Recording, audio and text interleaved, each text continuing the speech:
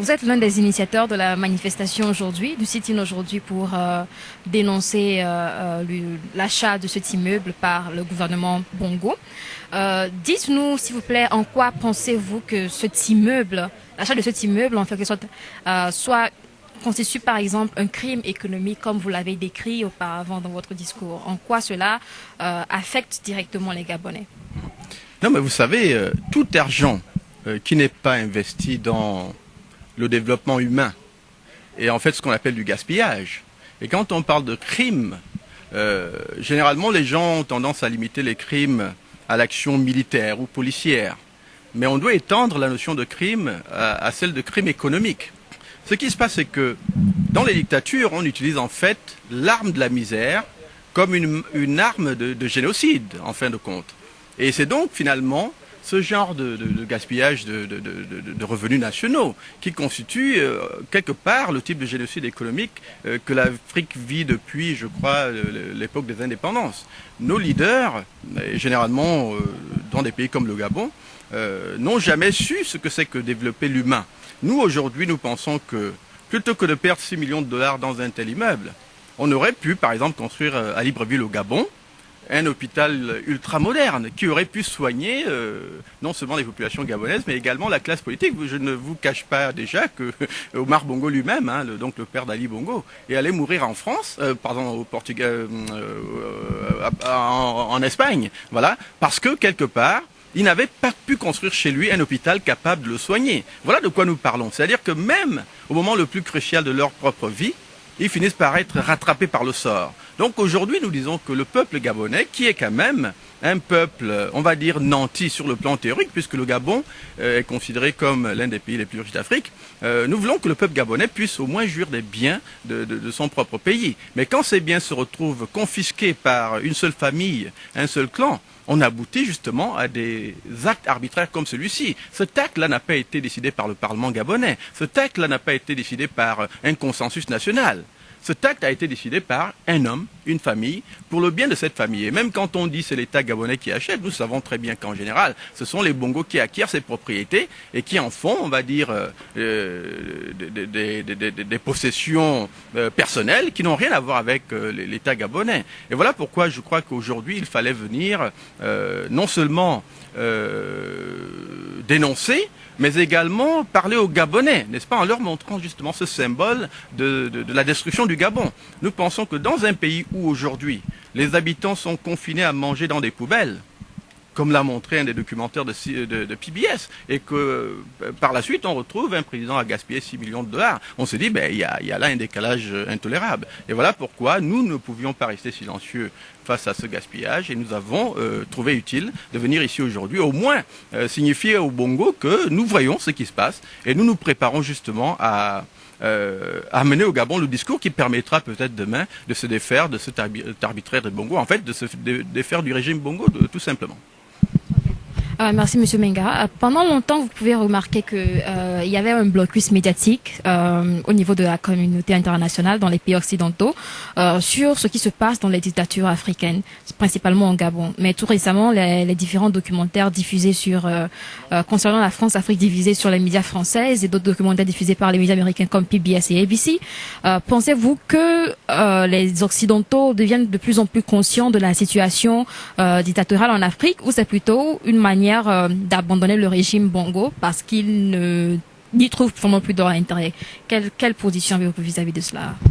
C'est pas tellement qu'ils sont dans un processus d'abandon du régime Bongo, parce que vous savez que dans le monde d'intérêt qu'il y a aujourd'hui, généralement les alliances telles que celles qu'on dénonce dans le cadre de la France-Afrique, ou même dans le cadre de rapports économiques, font souvent que la réelle politique veut que parfois les puissances occidentales ferment les yeux sur des crimes et s'associent même à des dictateurs. Donc le fait qu'Obama, par exemple, ait reçu Ali Bongo ici, alors qu'il savait qu'Ali Bongo allait utiliser ces images pour consolider un peu, on va dire, au Gabon même, l'idée que voilà, les Américains soutiennent son régime.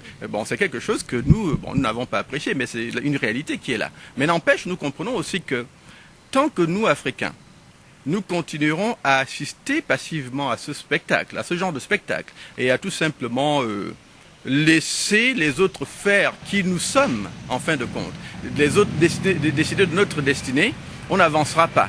Moi, j'estime qu'aujourd'hui, c'est à nous de changer cette équation. Le Gabon, la Côte d'Ivoire, le Sénégal, enfin tous les pays aujourd'hui qui subissent la France-Afrique ne se libéreront pas par la bonne volonté des Américains ou des Français.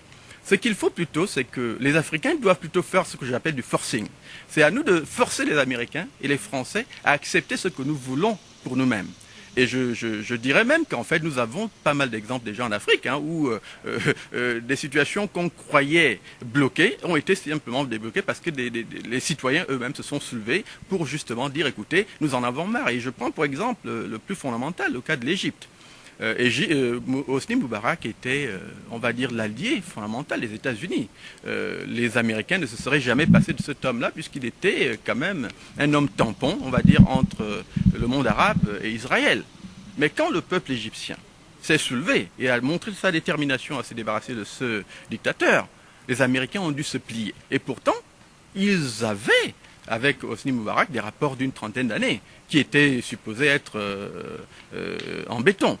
Donc je dis qu'aujourd'hui, l'Africain doit rentrer dans une nouvelle perspective, une nouvelle dynamique, et j'appelle ça une nouvelle personnalité.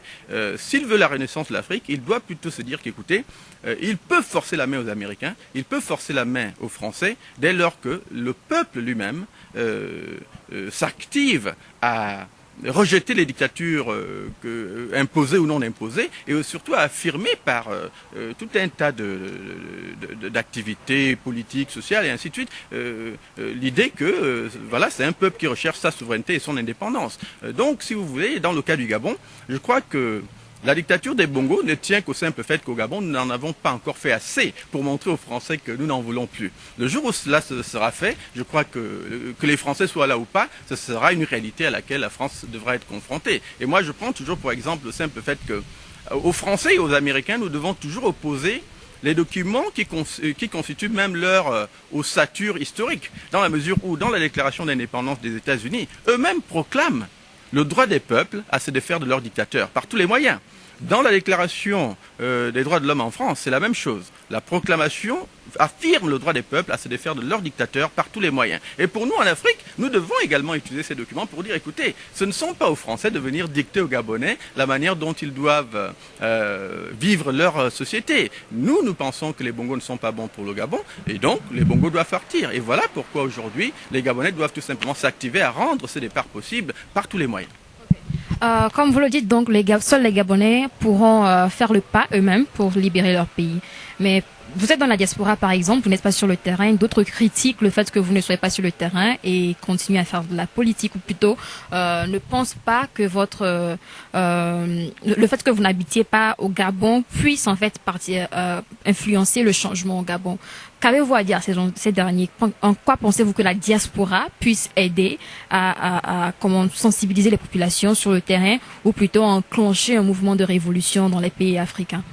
Non, c'est une très bonne question, et c'est vrai, c'est-à-dire que quand les Gabonais du pays font par exemple cette remarque, c'est une réalité. Quand on est loin, on est également loin du théâtre des actions, et donc on est peut-être un peu moins à même d'influencer concrètement les choses sur le terrain. Mais je pense que ce n'est pas non plus une faute dans la diaspora, dans la mesure où de la diaspora, vous avez généralement le genre de liberté qui vous permettent aussi de mieux penser les choses. Nous qui sommes ici, je pense, pouvons jouer un rôle dès lors qu'on travaillerait en association avec ceux qui sont au Gabon. Mais il arrive aussi dans l'histoire de nos pays, et surtout du Gabon, qu'on ait remarqué que de toute façon, il arrive souvent que la diaspora aille justement agir sur le terrain. La plupart des grands opposants politiques que nous avons aujourd'hui au Gabon ont tous commencé, ou plutôt se sont faits réellement dans la diaspora et sont repartis au Gabon et essayer de changer les choses. Et je crois que nous sommes aussi dans cette génération qui se prépare à cette tâche-là. J'ai annoncé dans ma déclaration tout à l'heure que je me prépare à me rendre au Gabon justement pour un certain nombre d'objectifs.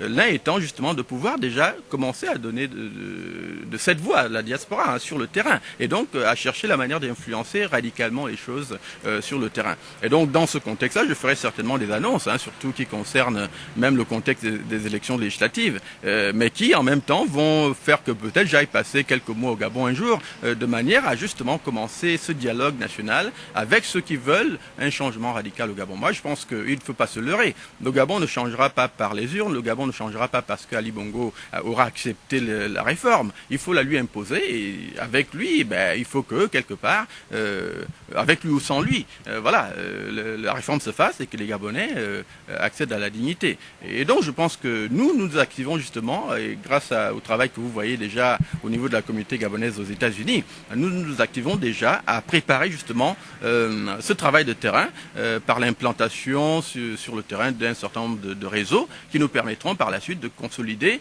on va dire, le message qui consiste à éduquer les Gabonais face à ces réalités, que si les Gabonais eux-mêmes ne se soulèvent pas pour montrer justement à la communauté internationale qu'ils ne veulent pas des bongos, eh bien personne ne le fera à leur place. Et donc c'est un message d'éducation que nous préparons et nous voulons évidemment que ce message passe. Et nous avons la chance également d'être à une époque quand même où l'Internet commence à jouer aussi un rôle. Le bouche à oreille a toujours bien joué en Afrique. L'idée aujourd'hui c'est d'utiliser tout moyen de communication, y compris Internet, y compris la présence de terrain, y compris les réseaux même clandestins. L'idée étant de toujours faire passer un message qui pourrait faire que, à court ou à moyen terme, les choses changent au Gabon. Je vous remercie, Dr Mengara. Avez-vous un mot de fin à l'égard des peuples gabonais ou africains qui passent par les mêmes problèmes en Afrique? Voilà. Non, je pense que quand on regarde un peu les 50 années d'indépendance de l'Afrique, surtout francophone, parce que le monde francophone est un peu différent, mais les manquements démocratiques viennent aussi des manquements économiques. L'ère francophone est certainement